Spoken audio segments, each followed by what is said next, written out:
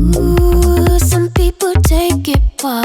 You need friction, but they try too hard. Znači na 3 je 50 Shades of Grey. Dobro, znači jako. Ali imate dovoljno vremena da ga pustit nazad taj 6. Don't think you know. You open up my eyes. I'm alive. I'm moving to your rhythm and your vibe.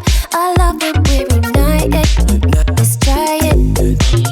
Više kažem glumački nego ples. Znači moment fokus promijeni negdje, nađi gdje god da je i vrlo mali pokret u tijelu koji osjećaš. To je bilo toliko moćno jer je bila apsolutno unutra glumački fokusom svim.